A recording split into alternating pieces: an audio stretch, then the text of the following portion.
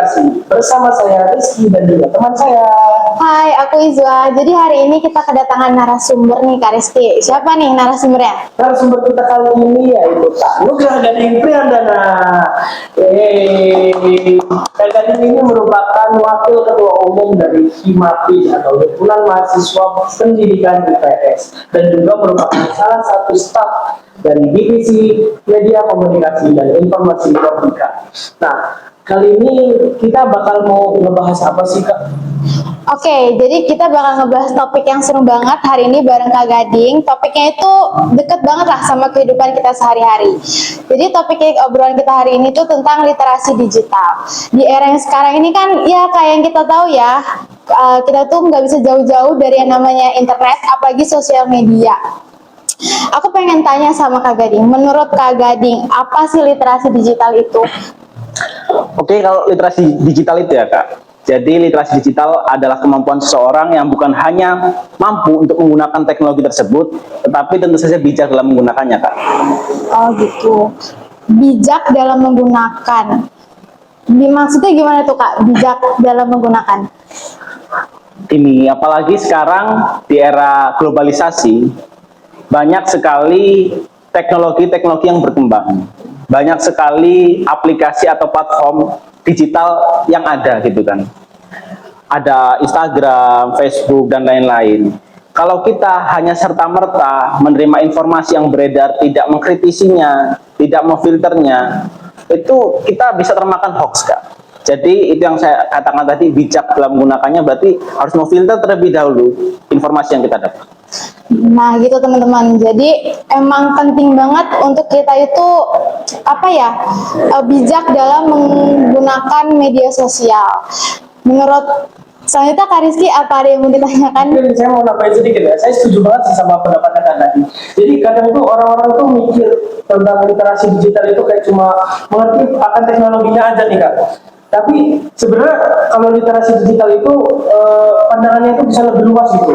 Contohnya itu dengan kita paham mengenai literasi digital, kita itu bisa mengerti gimana sih caranya memilah berita-berita hoax, mana sih berita-berita yang benar, mana berita yang nggak benar, tahu gimana caranya kita itu bisa menjaga privasi kita, dan juga kita tuh tahu gitu gimana caranya berkomunikasi di media sosial. Dan saya kakak mau tanya atau saya mau tanya lagi nih ke Jadi? Boleh deh Kak Rizky sekarang yang nanya. Kalau saya nih Kak, pasti kan literasi digital ini kan banyak banget di permasalahannya, baik itu mengenai hoax dan juga cyberbullying juga. Oke, menurut Kak Gading, setuju nggak sih Kak Gading itu kalau sebenarnya hoax dan cyberbullying itu merupakan permasalahan yang sangat besar sih di era digital saat ini? Setuju banget ya Kak. Apalagi kalau saya pribadi ya Kak. Saya itu ada Instagram. Setiap kali postingan sering lihat komentar-komentarnya itu Kak. Nah, dari komentar tersebut itu terkadang entah miris entah bagaimana, banyak sekali teman-teman di luar sana itu mudah sekali termakan hoax ya. Mudah sekali termakan hoax. Jadi info yang beredar, berita yang beredar di luar tidak mereka kritisi terlebih dahulu, tidak mereka filter terlebih dahulu. Jadinya mereka telah mentah-mentah terdoktrin dengan berita yang beredar. Nah dari itu bahaya bener gak? Apalagi nanti mereka bawa berita tersebut ke teman tongkrongan atau circle-nya, gibah terkait berita yang ada, itu bahaya bener Kak. Terus terkait cyberbullying tadi, itu memang miris Kak. Orang-orang yang seharusnya menggunakan media sosial itu dengan baik malah digunakan untuk menyerang sana sini, membuli sana sini kan. Itu kayaknya agak miris gitu ya Kak. Kalau cyberbullying itu bahkan mereka tuh kayak nggak ngerti gitu loh, kalau ternyata pesan mereka tuh bisa nyakitin orang lain gitu. Jadi ya padahal dunia maya itu digital itu kan nggak bisa dihapus gitu aja ya kayak.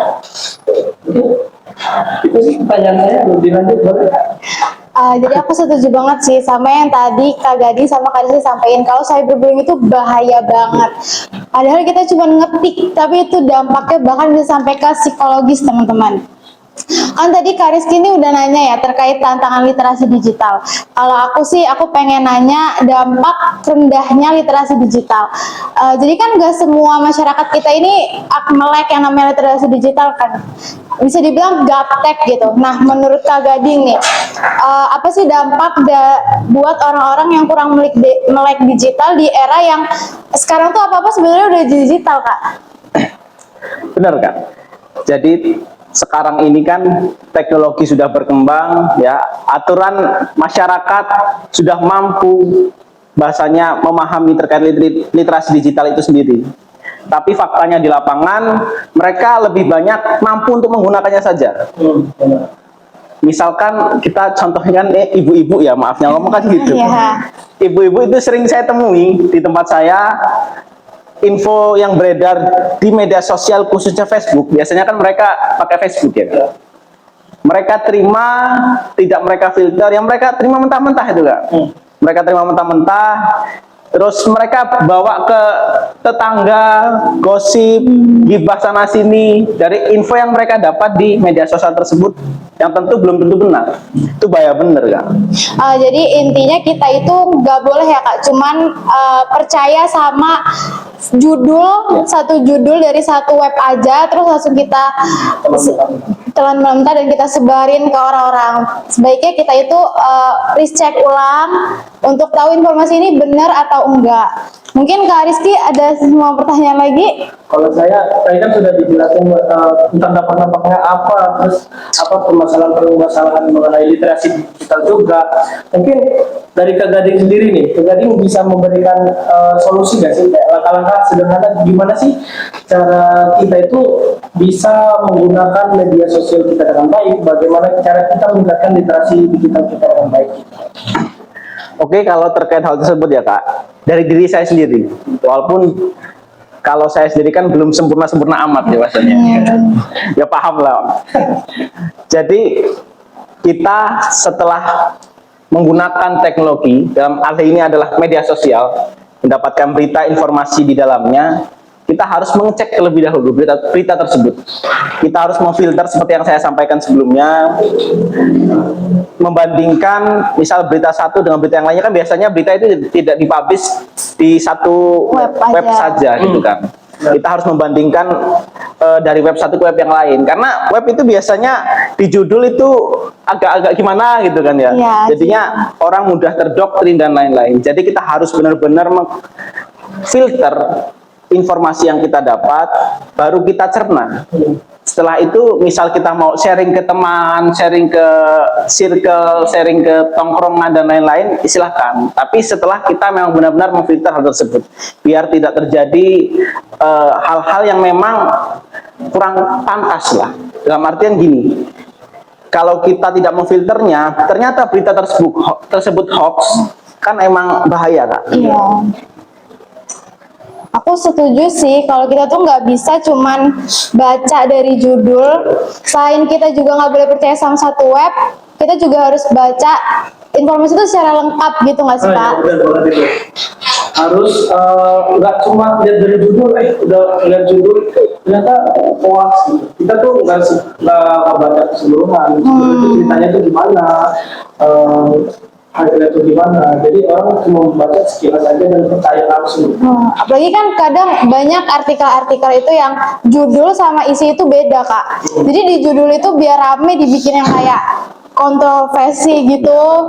Hiperbola lah ya. Iya, hiperbola, padahal beritanya sih nggak sejahat itu ya kadang.